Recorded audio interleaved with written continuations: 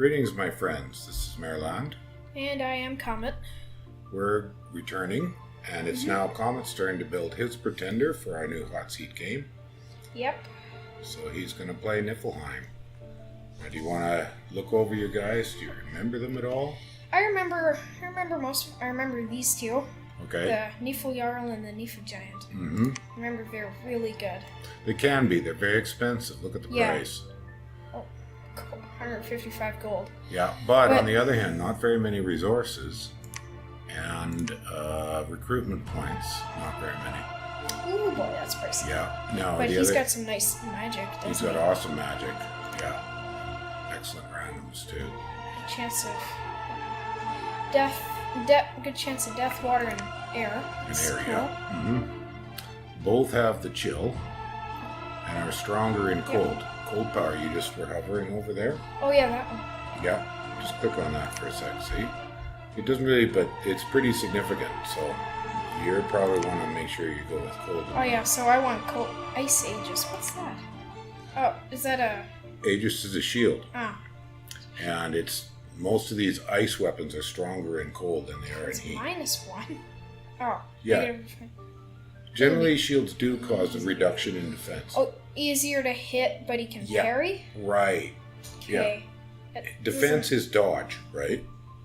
Whereas parry is block. Oh, yeah. Parry and protection. Yeah. Okay, I understand. And when they parry, if you succeed... I don't remember the calculations for parry.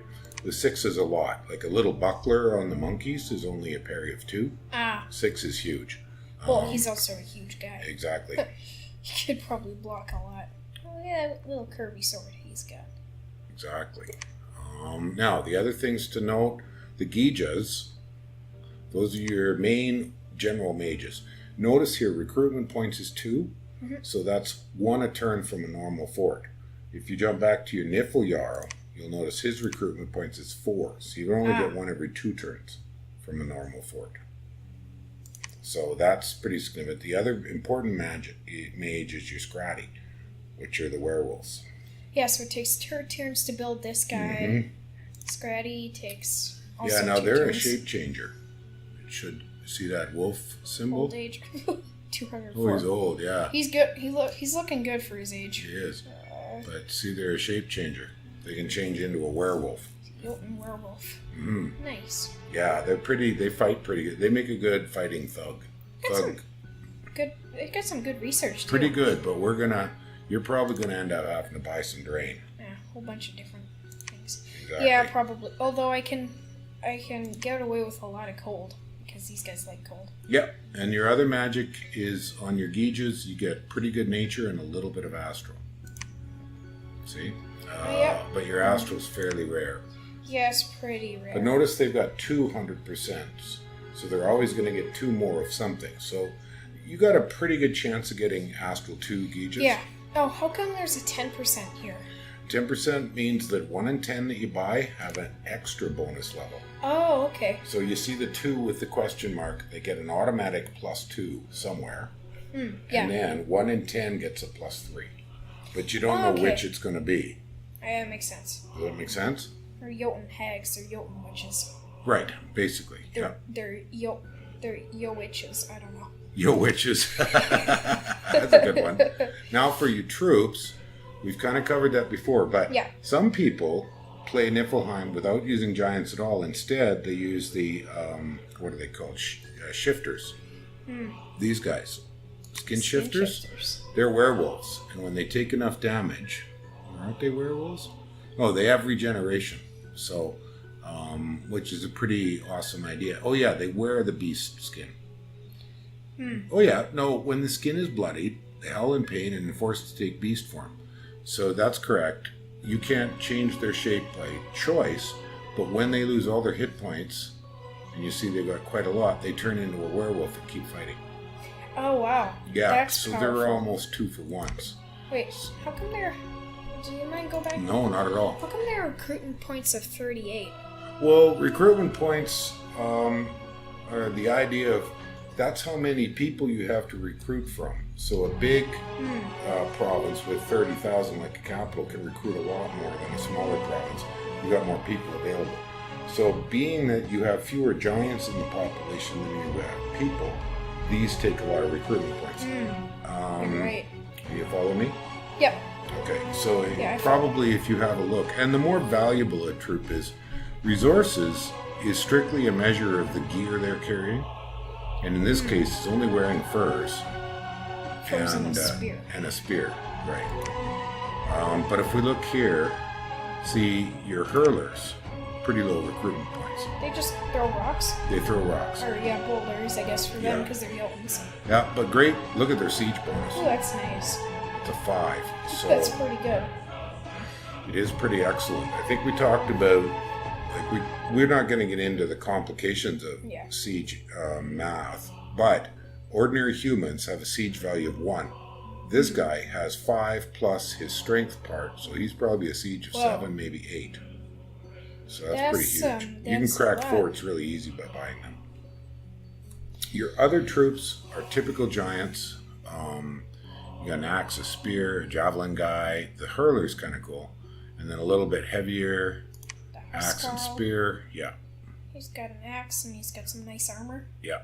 Yeah, fairly good. Protection 15 is quite excellent. The disadvantage is size 4. A square can hold 6. So that's 3 humans or 1 of these guys. Oh, yeah.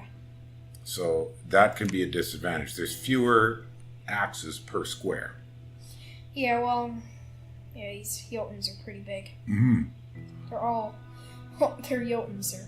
They should be big. That's right. But your only sacreds are your Jotun Jarl commander, ordinary commander, your Niffel Jarl, and then your Jotun Niffel Giants. Mm-hmm. So if we're going to go bless, you got to be thinking that's what you're going to use. Now, do you want to go bless? Well, I mean, you're going bless, so I don't know if we should both do bless. It doesn't matter if you do bless or don't do bless, but it's one of the simplest ways to play Niefelheim is get a regeneration bless. And on giants, regeneration's amazing. Because see, look, he's got 66 hit points, so a normal regeneration is 10%, so that's 7 hit points a round. And with a protection of 15, he'll more or less shake off any damage.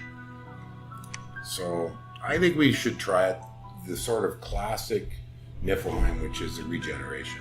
Okay. Okay? Sounds good. Okay, sounds good. We've got a fair bit of nature and magic, at least in the Gijas. Well, and you can only buy the Niffel Jarls and the Giants in your capital. So what you're looking for is basically the cheapest way to get lots of nature. Right off the glance, I know from experience, the Irminsul tree is a good option. He's pretty cheap, too. He's quite cheap. Or the Earth Mother also is relatively cheap and has high nature. But he's a nature 3. And what's the price? Price is 170. That's pretty cheap. Yeah. I think we should go with him. Okay, well that's the easiest way to get a regeneration bless. And unless you want like a double bless, see the advantage to the Earth Mother, she's a nature 2, so that's true. But then you could get a regeneration and a reinvigoration. Do you remember reinvigoration? Not quite. That is, every round of battle, you get rid of some fatigue. Oh, really? You gain some fatigue from your encumbrance when you fight, and reinvigoration helps you mediate that. Great for magi and great for sacreds. So the let's just try a couple options. Let's look here. It's not letting us choose any, but I think we are looking at 7 for regeneration. Okay, so we could go 7. Yeah. It'll give us regeneration. And then we need 4, and that would get us 2 reinvigorations. Each one's worth +1 reinvigoration. So this is a pretty classic and pretty good blessed combo. The other option is we go to the Irminsul and just go regeneration. Well, I'm just curious. What else is in nature? Well, it gets very expensive to buy more, but regeneration is the most expensive nature class. There is regeneration in nature. We already have regeneration, so it doesn't show up. Oh, yeah, so it doesn't show up anymore. Exactly. What's really powerful is Hardskin in Earth. Yeah. Go ahead and right-click on it. There it is. Oops, that was left click. How do I get rid of that? Click it again on the name. Oh, I'll delete it. Yeah.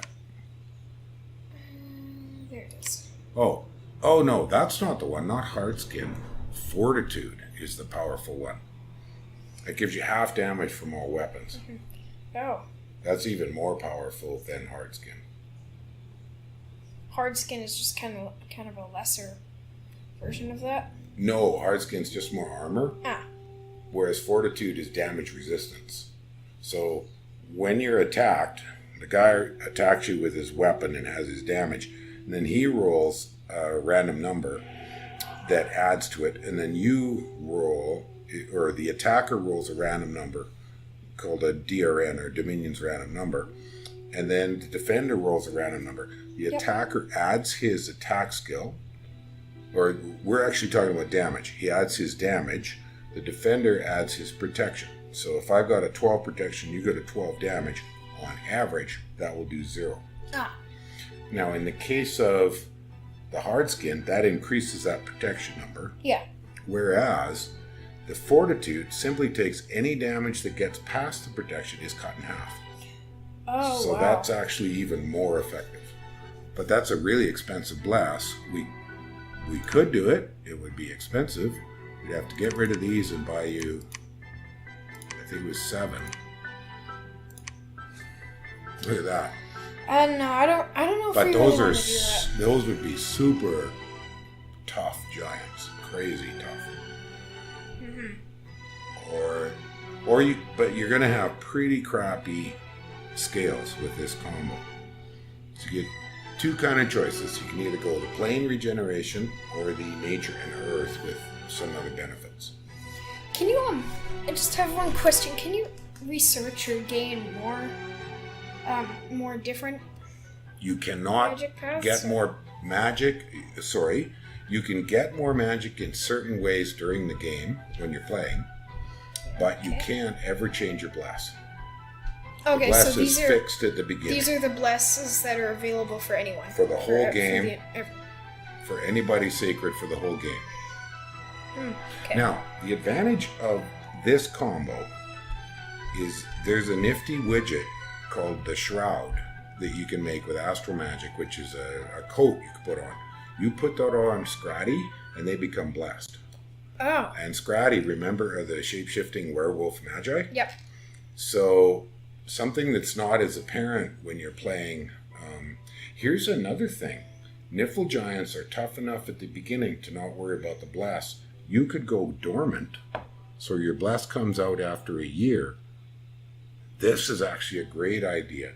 Going dormant, because you can expand just fine with Niffle Giants without a bless. Yeah.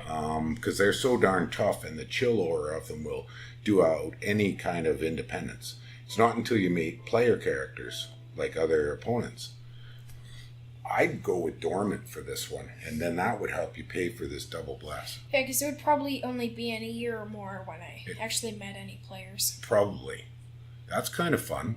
Mm-hmm. Yeah, we could do that. And then you'd have really tough Scratty. Now we got to buy you some scales. So, whoops. Oh, wait, no, I don't want to do that. Yeah. I don't know, do we really... Is Fortitude really necessary? Because they're already It's going to be... necessary, but it could be kind of fun.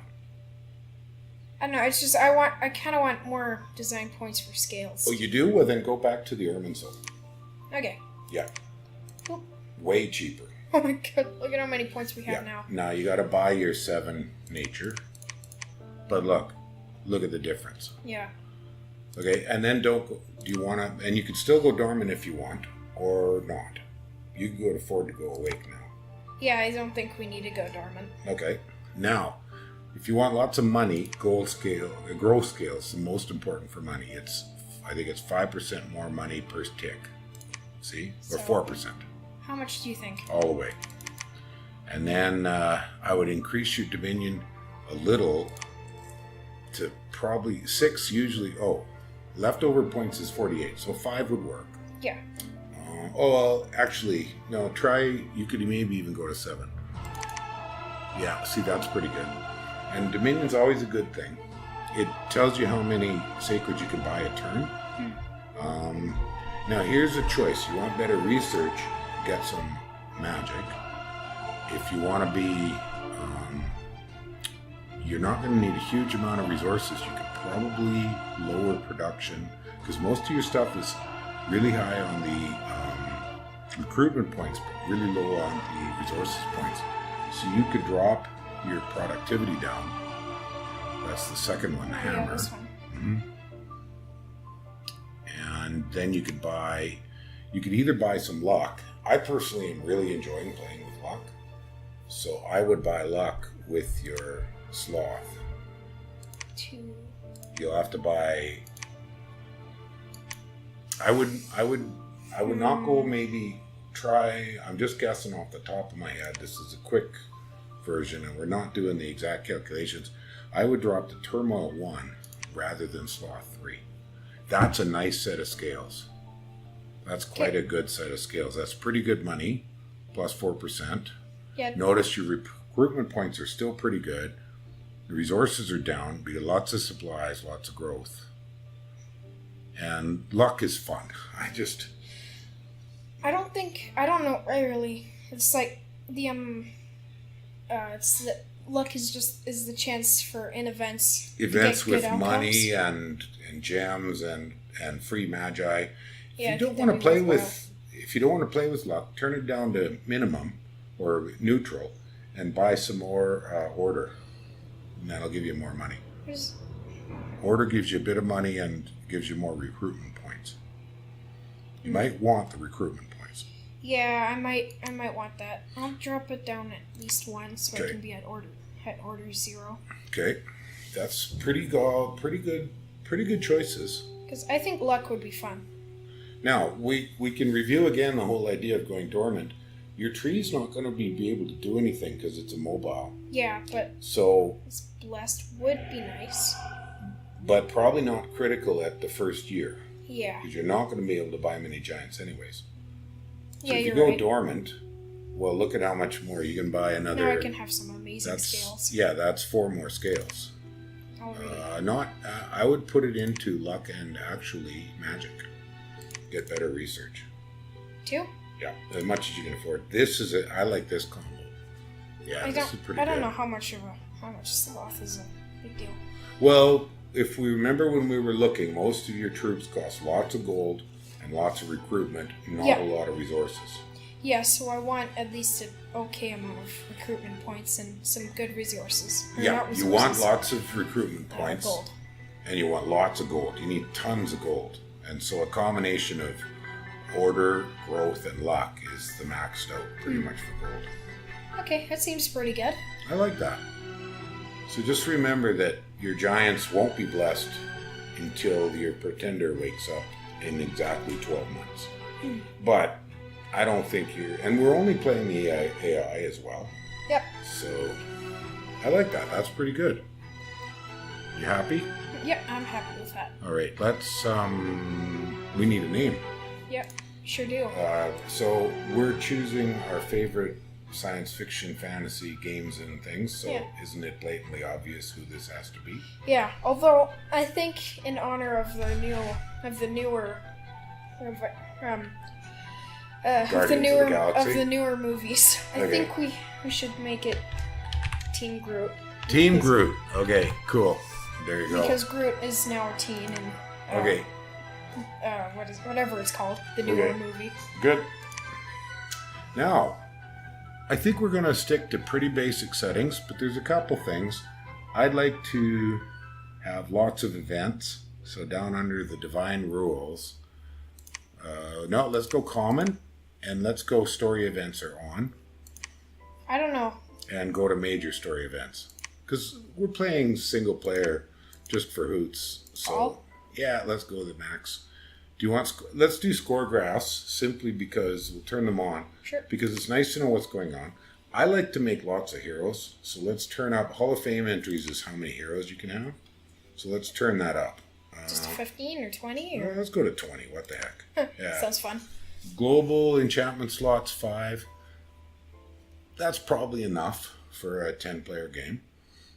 If you remember globals, you may or may not remember them, but they're the large, expensive, like 50 to 100 gem enchantments that last and last and last all the time, and can have big effects like get you more gems every turn, or cause people to run away, or all kinds of stuff. Yeah.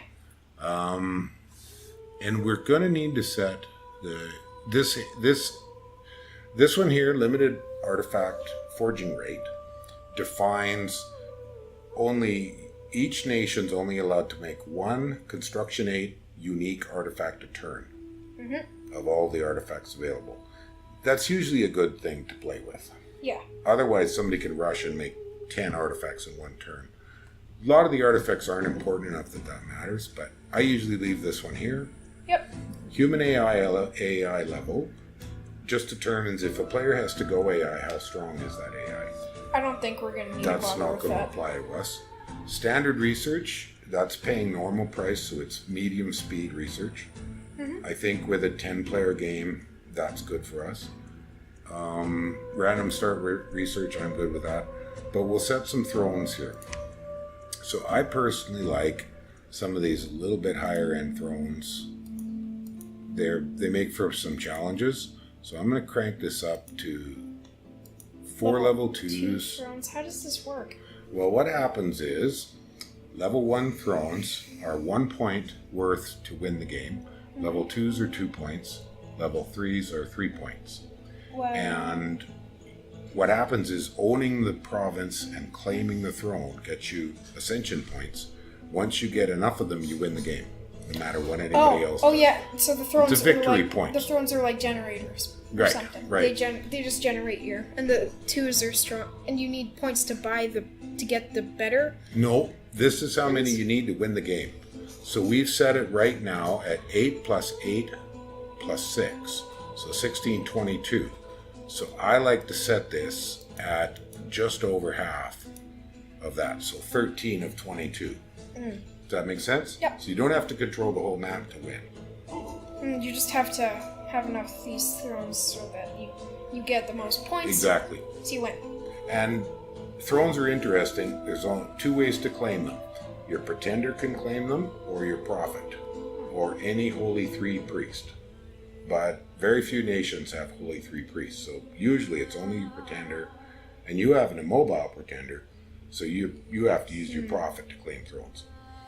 Do I only get 1 prophet? Or Yeah. do I have to pick him at the start? Well, if you don't like the prophet you have, if you kill your prophet by suiciding him, you can make a new prophet. Take six turns till you can make a new prophet. Okay. But usually your starting prophet gets killed at one point in time or another anyways, because you got to use them. Yeah. It's always worthwhile, in my opinion, to make a prophet turn 1, because you do need him. And for one thing, he's got the Holy 3, which gives him the spell Divine Blessing, which blesses all your army. I think that's a pretty good setup. The other neat thing about thrones is they all have, after you claim them, a bonus. Sometimes you can recruit a mage. Oh. You usually get some gems. They usually help you increase your candles and dominion, or other funny things. And the higher level thrones have higher benefits, but the defenders are much, much stronger. Yeah. Level 3s often have an army of 200-300. Oh, that's tough. So, any other... Cataclysm is a new thing they added. At a certain turn limit, horrors from the void start swarming the whole world. So, more or less, the game ends. I don't want to turn that on, because I don't think we'll get to that point. Sound good? Yep. That's what that does. Okay. I like to be able to rename. Okay. That way you can give your commanders new funny names. And then I think we're good to go. We can generate our game. Okay, let's do it. You ready? All right. So, folks, I think we'll end this video now. We'll process it. We'll do our edits. We'll clean it all up. So, see you very soon. See you later.